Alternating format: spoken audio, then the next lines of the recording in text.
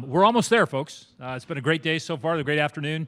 A couple things. We've got one more panel left, and this is our futures panel. We've talked a little bit about how this was formed, some of the progress that we've made, steady state now, moving forward.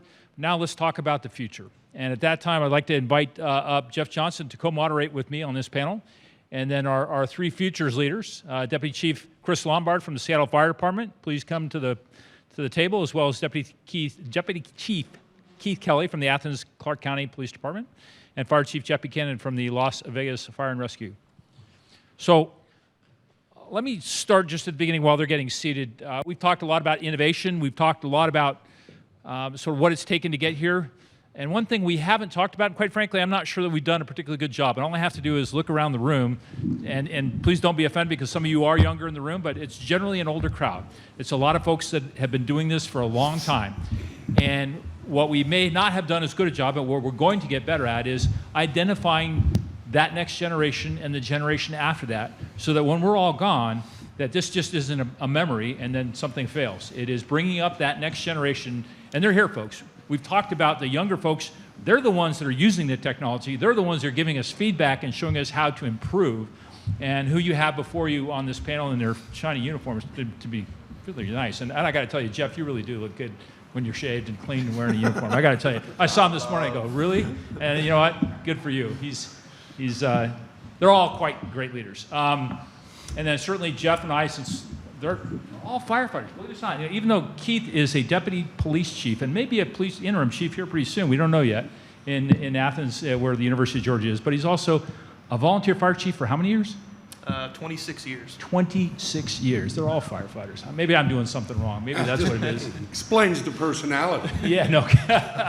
So with that in mind, we have a couple start-off questions, but we'd be interested to hear from the young folks, younger. I'm not saying you're all young, but you are the next folks that are going to be able to move us all forward and provide that leadership to the next generation, make sure that you do a better job than we did in bringing up the next set of folks that are actually going to be leading this. So I'm going to, because I have the prerogative and I have the microphone, I'm going to start with the police department, and it's going to be Keith Kelley. Now, Keith also serves as the ICP's representative on the Next Gen, Public Safety Next Gen 911 Coalition. We thank him for all of his service. He's got deep experience in 911 in his community, both on the police and fire side. The other thing is he serves on ICP's Communications and Technology Committee under Craig Allen as his vice chair. And so he brings a lot to the table, and he's that next generation. So I'm going to start with a question with you. Keith, looking back, what you've heard today, and what you see moving forward, what are the most important things that the leaders at FirstNet, the authority at AT&T, need to consider moving forward? Well, I think as far as the answer to that question from my perspective, priority and preemption is very important to us. Having that broadband network is important as we implement new technologies. When I look at my own organization and organizations around me, it's all about connectivity. We're looking for ways to push information out to the field, let our responders make a lot of decisions, let them receive information, whether it's across mobile devices or tablets or even laptop computers. The second thing is the ability to be able to have different camera views and sensors that we can receive information and monitor it through our communication center. So once again, it's really pushing information out, but also allowing that information to flow seamlessly between our communications functions and then our units out in the field. I can say that from my organization. We were talking about disasters, and my city, where we have the University of Georgia, we have what we say is 6 planned disasters a year. We had a 7th this year with the win over Alabama in the SEC championship. So when 175,000 people show up for a parade, we need to be very efficient. We need to be able to push information seamlessly back and forth very quickly and have that priority, because it does tax a lot of our systems. You want the next question, Jeff? No. No? Okay. So let's move it over to the fire side. This is good. I like this. So sensors, you brought up something, Chief, that is key to the future. I mean, there's a lot of things that, particularly in the wildland fire context, the ability to see things ahead of time so you can anticipate all of that stuff. That technology exists today. We're needing to incorporate. We are incorporating it, and I know that Jeff and Chief Z have done a lot of work on this. But I'd be curious from the perspective of you, Chief, to offer whatever opinions you have on any of that. We're talking about the streaming. Yeah, it's going to be crucially important for the fire service as well. To to steal a page out of Chief Johnson, his narrative earlier, it's all about finding that common operating platform and picture, right? And seamlessly integrating public safety, which is not just the firefighters as much as we'd like to think sometimes. The truth of the matter is it's a team sport. And streaming the video is going to be an important piece. I love the adjective. I love the way it's described. The ruthless preemption is absolutely at the forefront. I don't know who to give credit Chuck for that. Dowd right there. That is Chief Dowd that had is ruthless in it. outstanding. I will just say it's an outstanding adjective and one that's quite appropriate. Certainly, we talked a lot about the natural disasters. Unfortunately, it's just a matter of time before the next man-made disaster comes.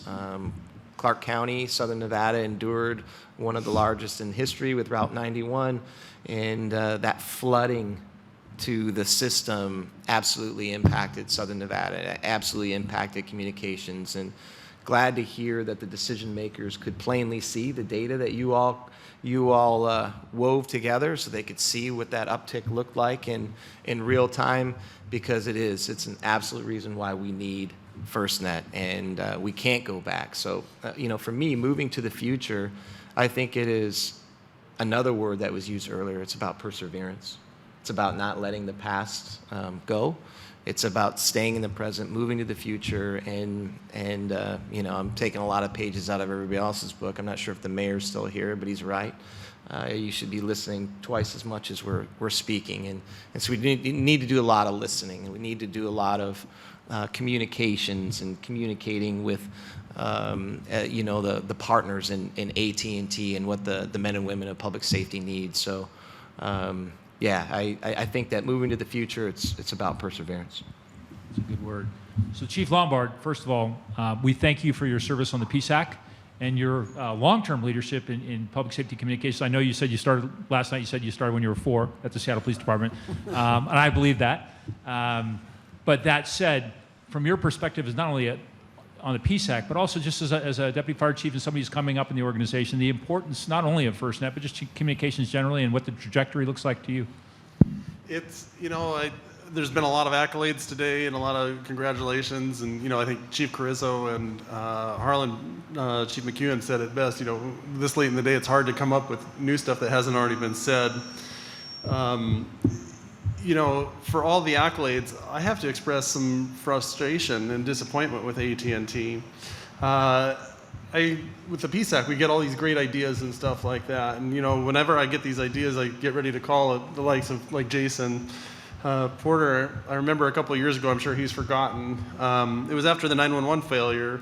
We, amongst the PSAC, had this great idea that, if we could tie in FirstNet to the EZNet system, I get an appointment to call Jason. A week before the appointment, AT&T announces, we're going to tie FirstNet into the EZNets. So the call ends up being something like, hey, Jason, how's the family, how's the weather? It doesn't stop there, So again, innovation, thinking, scheming with the public responders and whatnot after the wildland fires, particularly on the West Coast. We're thinking, the number of deployables was great, but we need more deployables, we need more options, we need more variable scales. Again, set up an appointment with Jason. Hey, a week before the phone call, AT&T announces we're going to go way more deployables. We're going to go with way more options. Phone call with Jason. Hey, Jason, how's the family? How's the weather? Some of the stuff that we're looking for coming ahead, and I'm going to be able to beat them to the punch finally because public forum here. Some of the stuff that we're looking at the PSAC as far as needs for public safety and some of the response, continuing to work on the FirstNet interface tool and upgrades and what that person in the field can see and access as far as network status, calling for resources, additions to and improvements to the response operations group. The ROG, more tools being available, how they're called, how they're dispatched, how they're monitored, particularly, when we're going, whether it's urban search and rescue into tornado areas, hurricane areas, or the wildland fires.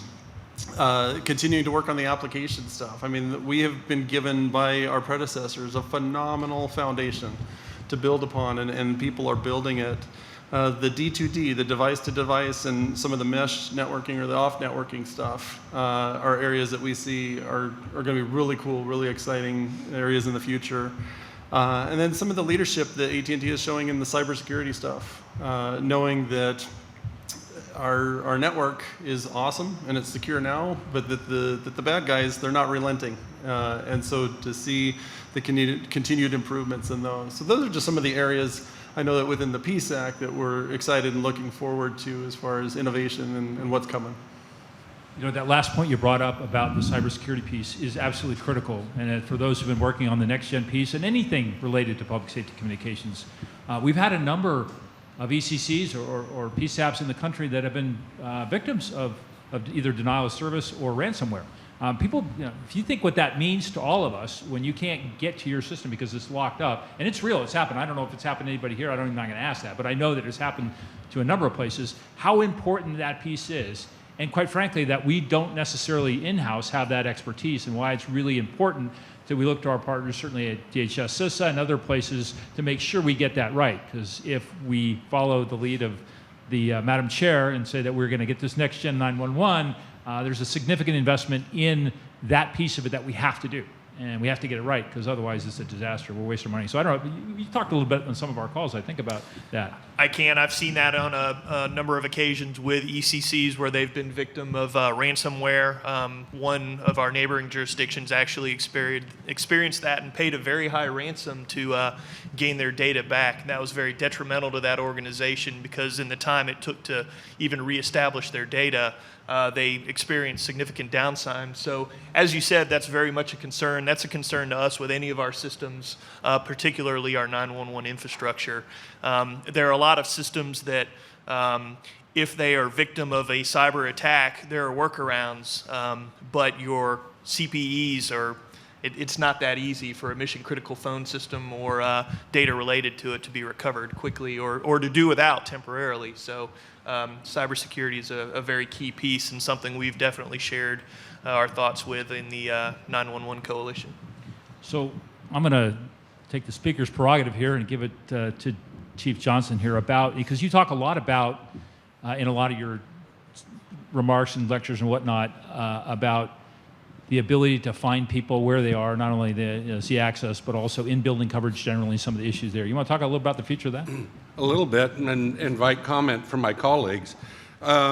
If service stops at the edge of the building, we're losing a massive chunk of necessary coverage, because we've got to go in and we have to find the caller. We need to communicate with the doctor. We need to know where our teams are in real time. Police officers need it for situational awareness. I think some of the things like the 4.9 spectrum issue that we're dealing with, placing spectrum that can be used to create a ubiquitous solution nationwide for in-building coverage. I don't know what that is, but I know it exists.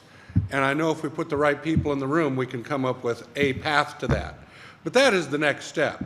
And there's reasons for that, right? Like a lot of the buildings are built now with window glazings that cause our wireless signal to bounce more than it used to. Or the building wrap keeps signals in and keeps signals out. There's a lot of reasons for it, but maybe I'd defer to the panel and say, you know, do you have any experiences with in-building coverage solutions that are working for you, or maybe even some that don't? Like, what don't you do? And Chief Buchanan, I think you're in Las Vegas, so you've got these massive facilities, and people are moving a lot of security and a lot of data information. Yeah, well, it's a struggle. It is a struggle. We found in the high rises inside of the hotels, and most of those are in Clark County's jurisdiction. And just a little bit for everybody in the audience, where Las Vegas Fire and Rescue represents south of Sahara. What you might, if you're staying at Mandalay Bay, that's Clark County Fire Department. We work very, very closely with the men and women of Clark County Fire Department, North Las Vegas, and Henderson as well.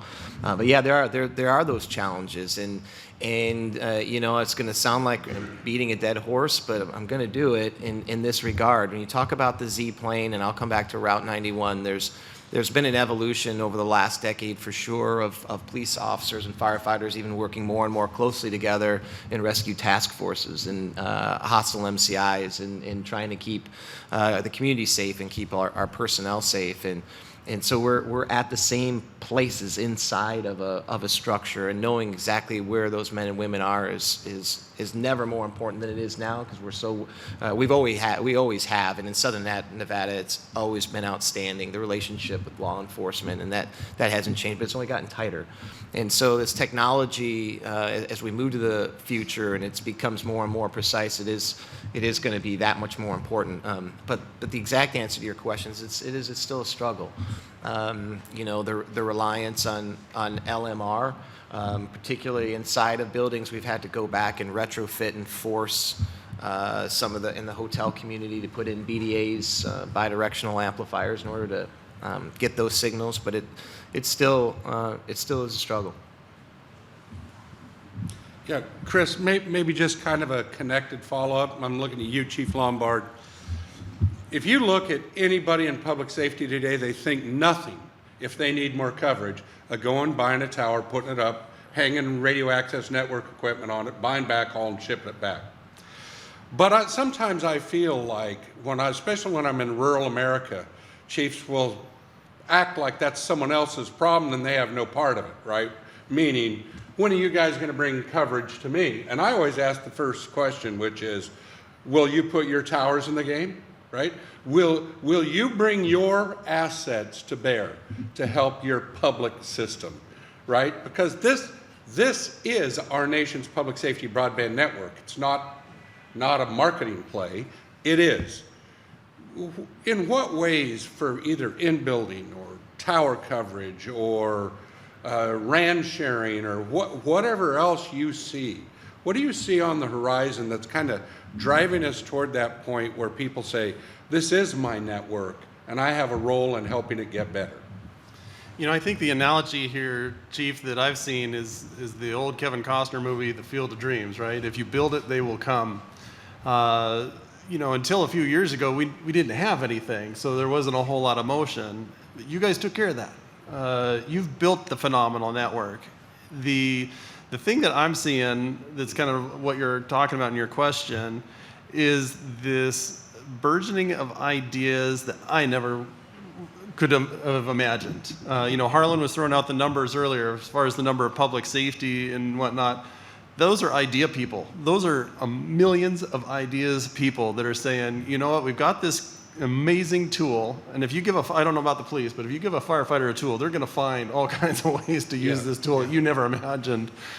People are starting to do that. And so, when you're talking about, what do I need to get inside an area or a building for information, or what can I try to push out? The number of ideas, the concepts that people are coming up with is like nothing I have ever seen. It includes things like augmented reality in heads-up displays and masks, so that people can see, through walls, see outside of buildings.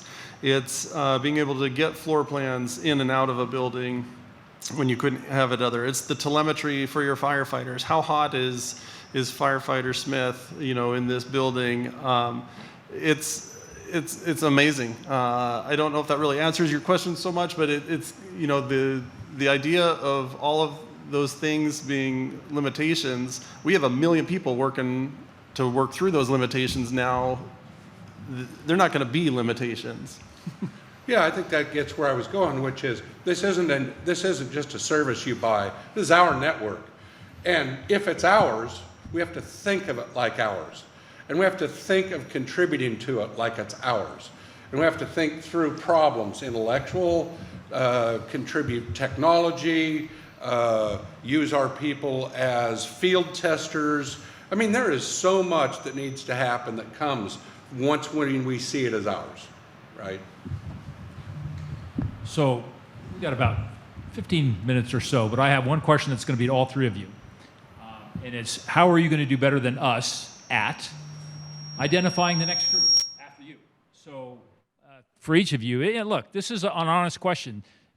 In our field, our variety of professions, we're out there. They got the young chargers. They're out there. They want to go fight fire. They want to go out and catch crooks. They want to do all that stuff.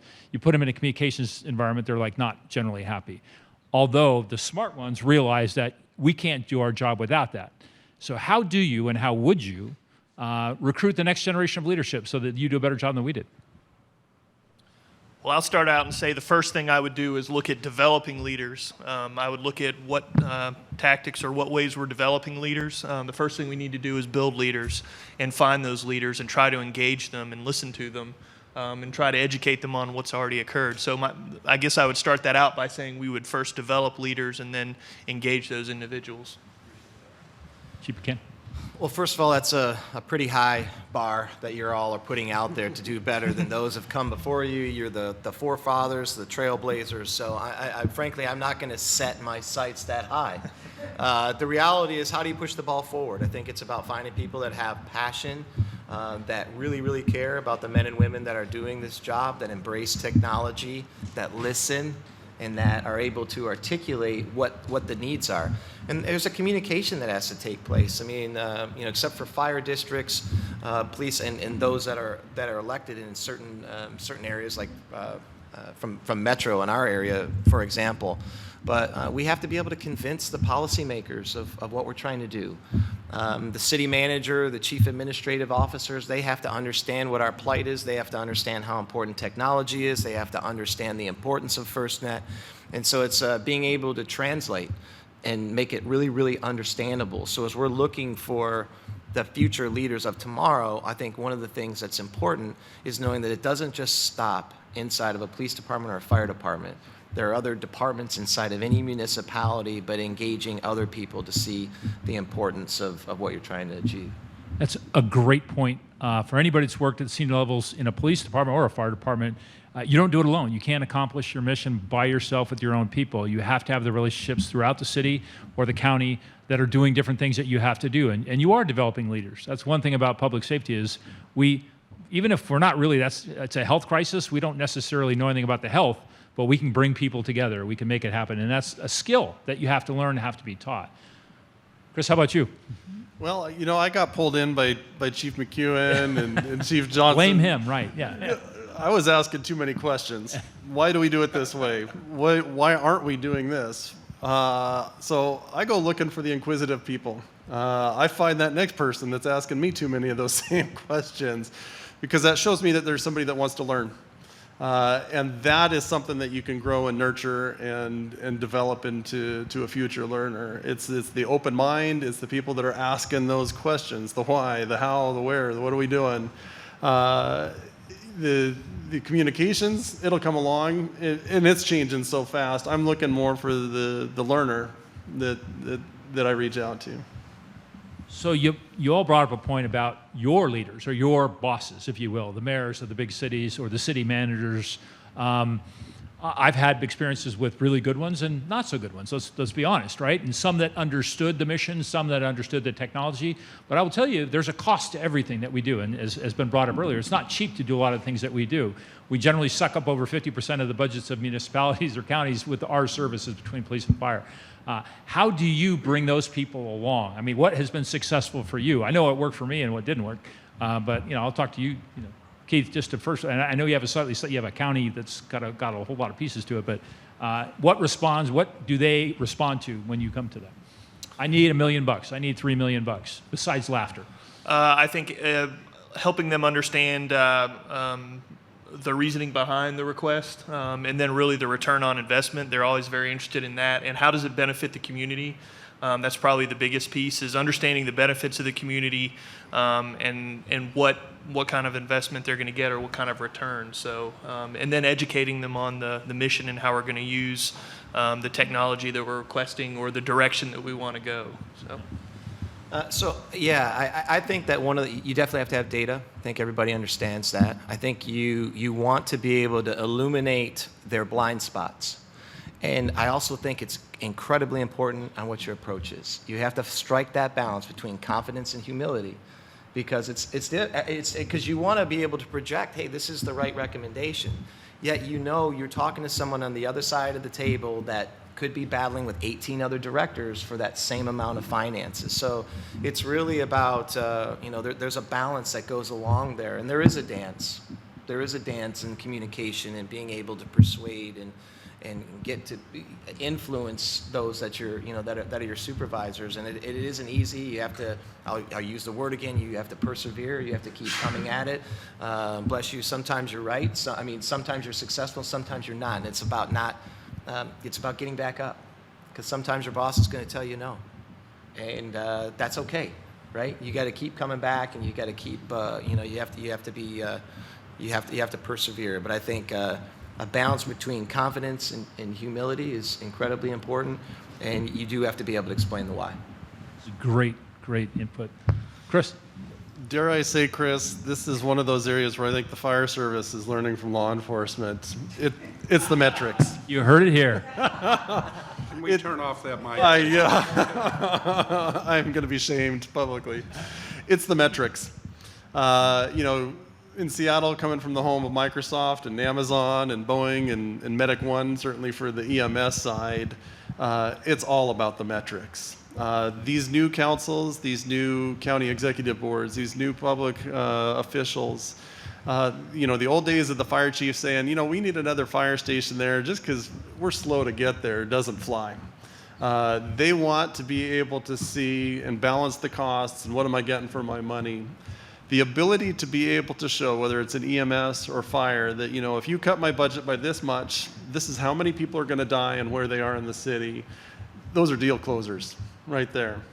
If you say, these houses here in this neighborhood are going to burn, your fire loss in the next 5 years is going to be X million dollars. I need a $600,000 fire engine. That's the kind of metrics that closes the deal. It's going to take tools like FirstNet to be able to help us as a platform to create and generate in those metrics as far as, everything from the start of the incident, 911, how long does it take to answer the call? How many calls are coming in? How long does it take to process the call? How fast can I dispatch my units? How long is it taking them to get there in today's traffic, yesterday's traffic, tomorrow's traffic? How fast is the fire growing? What are they doing when they're getting there? All of those metrics are totally helping us build the story so that when we go to those elected officials, we can clearly articulate in a very hard to argue way what you're getting for your money and what the needs are and how that impacts you and you and you and your families. Chris, can I just add in, another thing I'd like to add in as we're talking about all this, and I've heard some touches from other panelists, is the connectivity to the other areas that also impact public safety. I heard about bus drivers, and I'm going to use an example in our area, the RTC, which is Regional Transportation Commission. I think also what you're able to do better with your bosses is if you can illustrate partnerships, robust partnerships that go even beyond public safety. What we're trying to do in Southern Nevada is we're trying to change the old infrared signalization at the lights. We're looking at GPS. There's cloud-based. But it's not just a public safety issue. It's an economic issue.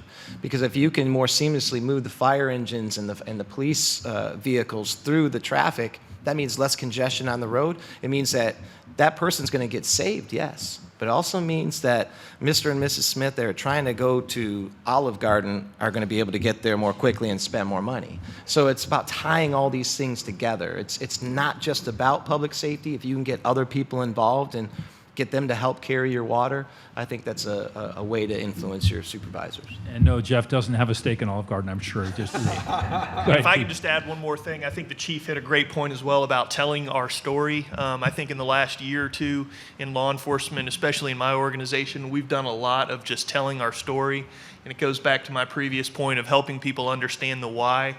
But that's very important, I think, in any requests or any direction that you want to go now is being able to tell your story. So that was a great point. I was going to begin the closeout with that very point, and Chuck has always said it, and JJ is one of the best storytellers I've ever met.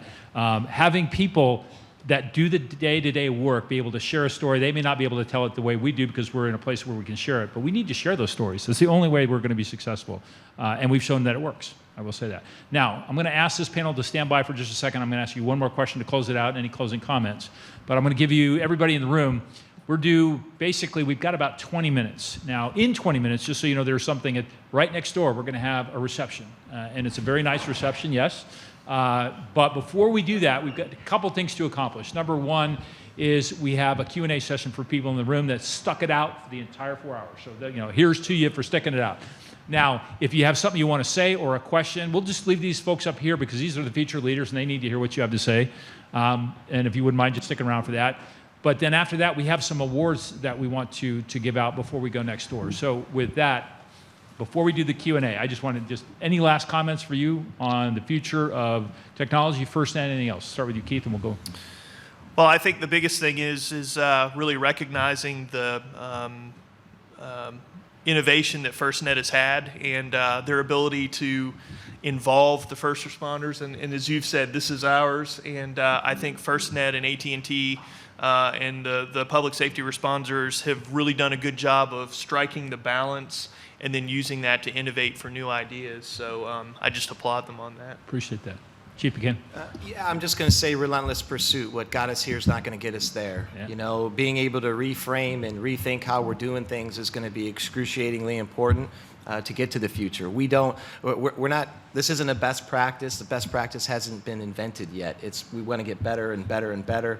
And I think it just means that we're going to constantly have to innovate and be receptive to what the future God, has. he's a firefighter. My God, that's good stuff. I have to write that down. I'm telling you, you don't want to go vocabulary competition with us. Chris Lombard, close it out for us. I don't want to close on a depressing note, but this is a really it is a depressing time right now. In public safety, suicide rates are really high. With COVID, a lot of people are, the loss of the human contact, the loss of reaching out. I think it's something that we can all relate to in one way or another. But what I see here, and what is so exciting to me, is hope. And hope is the best tool against that depression. And the number of people over the last couple of years that have come together to work to improve and fix it is like nothing I've seen in my career. The hope with the partnerships between AT&T and public safety, the hope even with police and fire working together, the hope of our elected officials reaching out and working with public safety and private industries, all for us to better enable us to help other people. I think that hope is going to be catching. I think that hope is going to be chasing some of that darkness away. And I can't express enough the excitement that I feel in where that's going to take us in the next couple of years. So, gentlemen, we thank you for your past service and for your future service and for all that you do, and we're grateful. And with that, we give them a round of applause, please.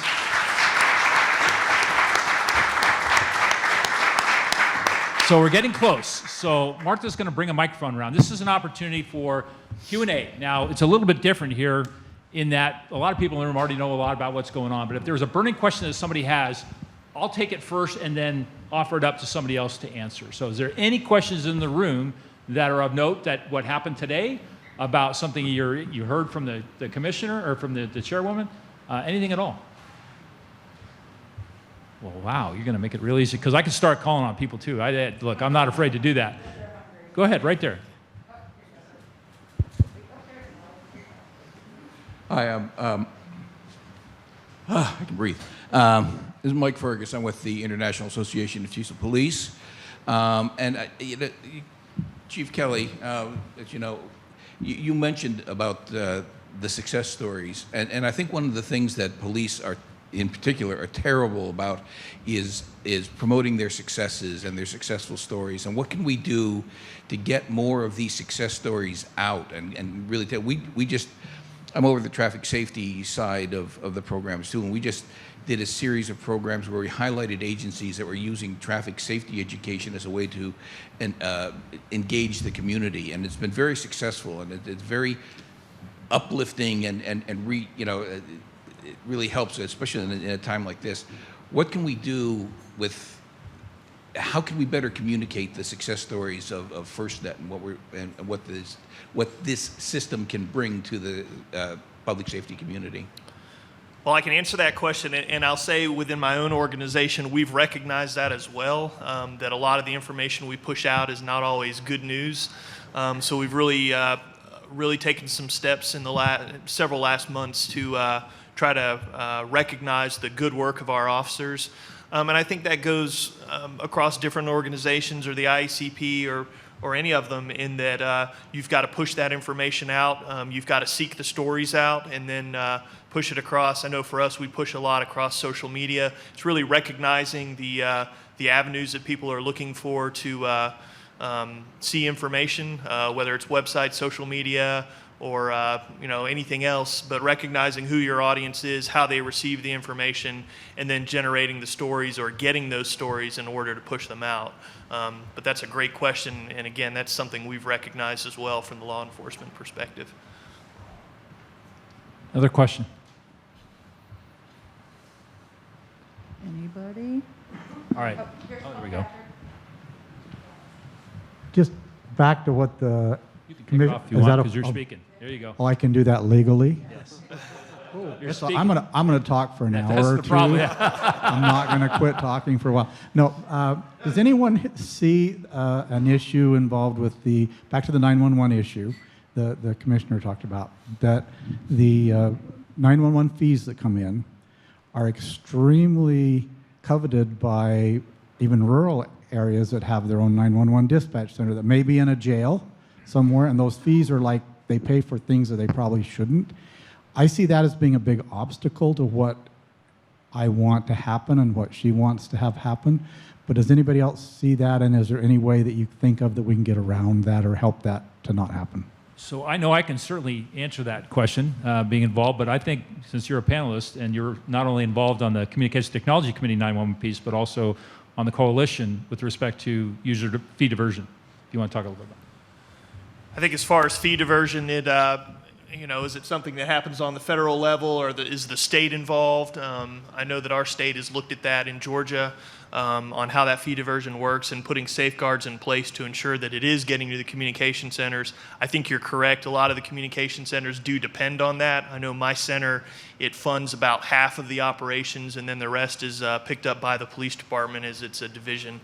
So, whether it's addressing it on a federal legislative level or on the state level or both, it's recognizing where those fees go and then setting something in place. Just so you know, Paul, it's front of mind for everybody that's involved in Next Gen. I'm looking at the fire guys, and I get hats off, first of all, to the fire folks who stood up to give back the T-band or get back the T-band.